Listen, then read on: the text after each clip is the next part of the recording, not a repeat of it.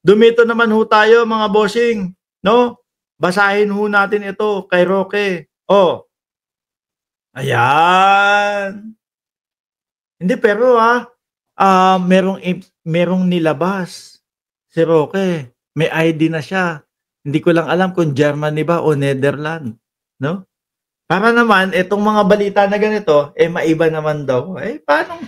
Paano nga yung denied yung asylum ko, ito nga may picture ako, para umano. Ayan po, si Boy Tinapay, mga kababayan. Oh, si Boy Tinapay ang nag-ano niyan, ang nag-title niyan, no? Bakla versus bakla. O ngayon no, mga bossing, ito, medyo seryoso. Abogado.com.ph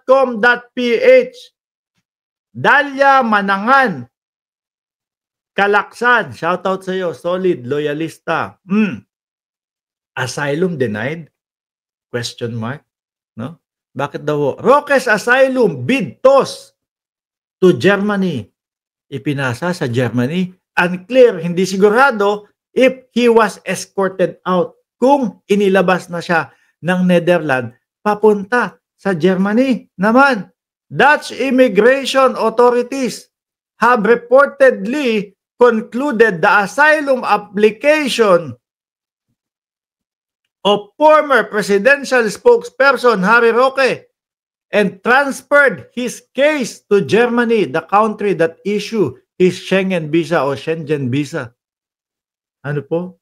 Kayo bahala dito, no? Sa amin humihingi ng asylum to. Total, kayo naman ang nagbigay dati ng Schengen visa dito. Kay Roque, kayo na bahala dito. Pinasa. Mahirap daw husgahan. No? Kasi ang akala ho ni Roque, mga kababayan, is yung tipo bang salita niya lang yung papaniwalaan. O, hihingi po ako ng asylum. O, bakit? Ano dahilan mo? Kasi sinisikil ako ng gobyerno ng Pilipinas. Gusto akong ipahagilap ng gobyerno ng Pilipinas kasi nga ganito, supporter ako ni Duterte. Hindi niya ho ata alam, mga kababayan, dalawang panig pa din. Kukunin pa din po ang panig, except na lang ho, mga bossing, kung yan yung kunyari mga yung mga North Korea. No, aalamin lang talaga, taga North Korea ba talaga to? Taga doon yan. Matik na yun. Wala nang masyadong tanungan yun. 'Di ba? Dahil alam naman po nila, malupit at komunista. Yung mga tumatakas nga po, yung mga defector, tatakas ho yun. Ikukulong lang ng saglit, no?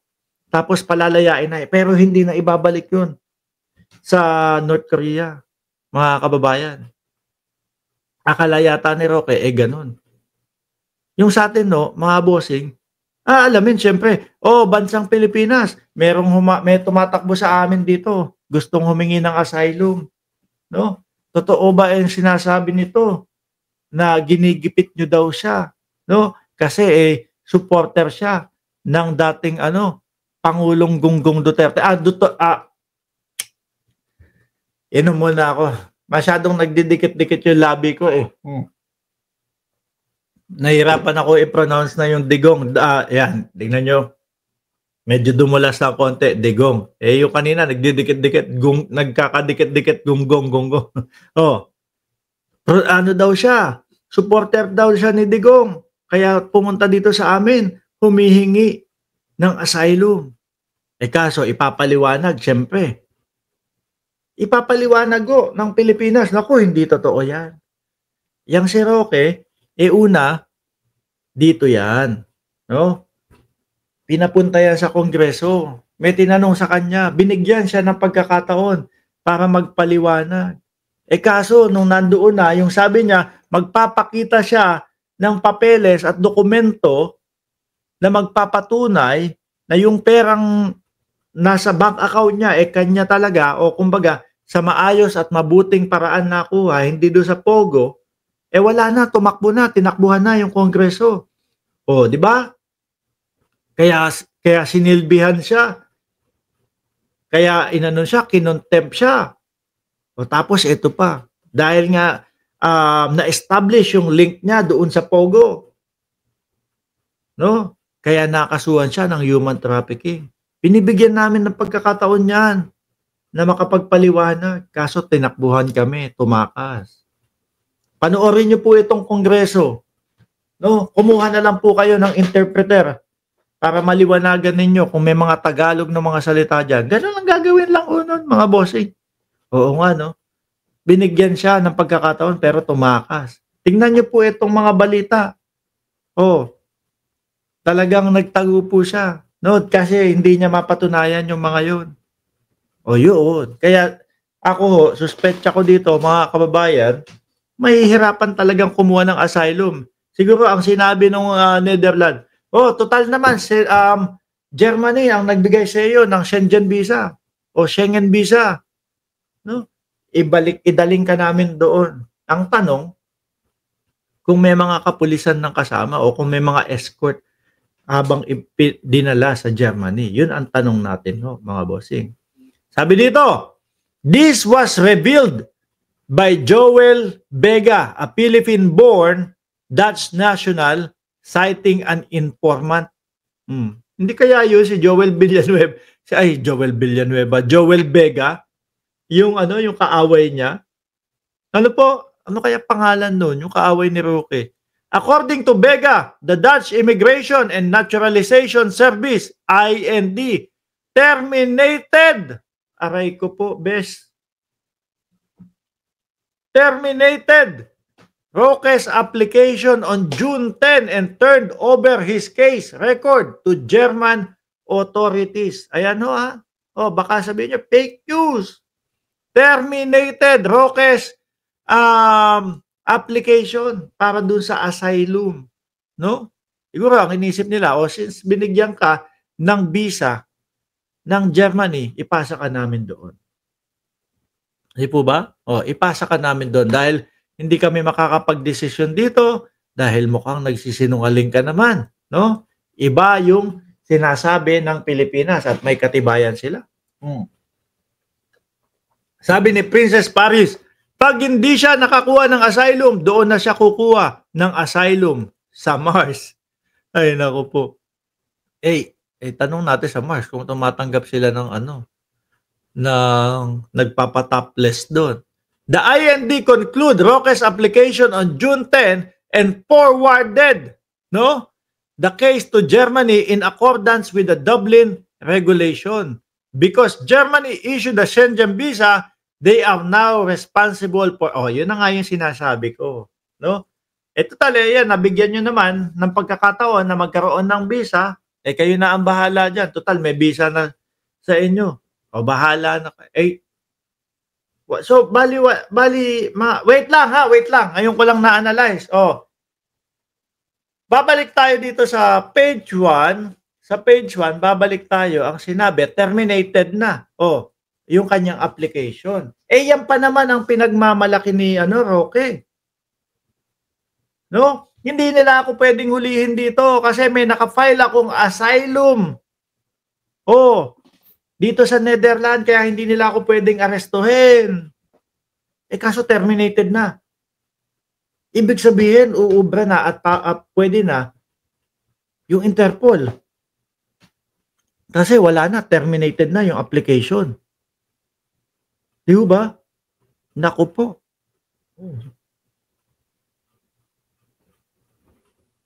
Ang tanong, kung siyempre gagawa ulit ng panibago yan ng pag-a-apply si Roque. Kung sakali man sa Germany dahil ibang bansa na naman yun. Di ba? Naku po. Ibig sabihin pala maaari at pwedeng masikwat to ng Interpol, mga kababayan.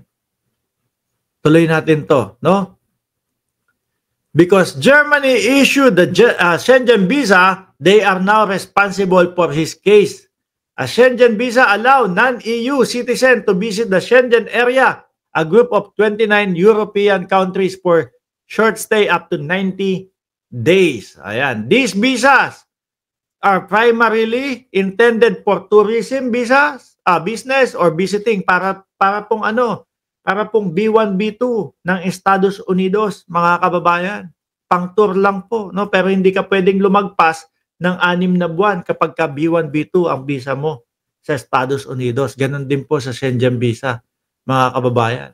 On the other hand, the Dublin Regulation is an agreement between EU member states that determine which country is responsible for considering an asylum application. It remains unclear if Roque, kung merong mga sumamang pulis, kung merong mga naghatid kay Roque to Germany by Dutch police as typically required when transferring responsibility under EU deportation rules, Vega said. So, wala na sa Netherlands si Roque, kung ganun.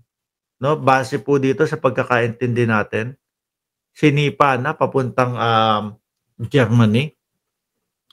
Roque had maintained it in recent months that he could not be arrested while his asylum petition was under review. Kaso terminated na, Roque. Naku po, mga kababayan.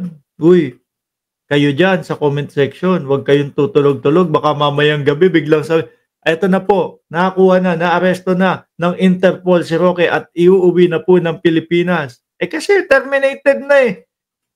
No, yung pinagmamalaki niyang asylum eh. Na ano na eh. Tas nasingitan yung oras na wala siyang aplikasyon ng asylum. Nasikwat siya. At tabayanan ko nga mamaya, no? Antabayanan ko mamaya yung channel, yung page ni Roque. Papanoorin ko kung nakakapag-live. Baka po pag nagla-live ulit, yung kumbaga AI, yung ano ba tawag doon, yung nasa likod, green screen yung nasa likod para hindi malaman kung nasaan siya ulit. Kasi sa Netherlands, nakakaano na eh, nakakalabas-labas na, nagpapakita kung nasaan. Kasi nga, protektado nung application niya ng asylum. Ngayon, ang sabi dito is, ano sabi? Wala na, terminated daw. Tas sinipa papunta ng Germany o ipinasa papunta ng Germany. Tingnan nyo nga, check nyo nga si PNP Chief Torre, si PNP Chief Nicolas Torre III.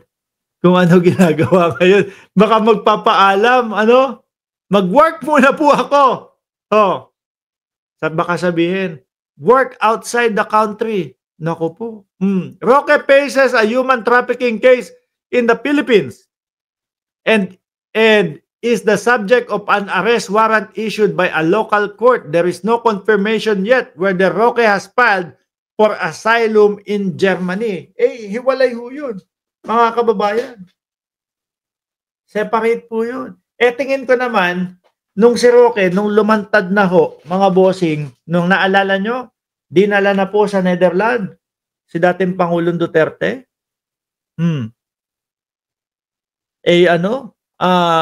Baka nakapag-apply na si Roque noon, same day eh.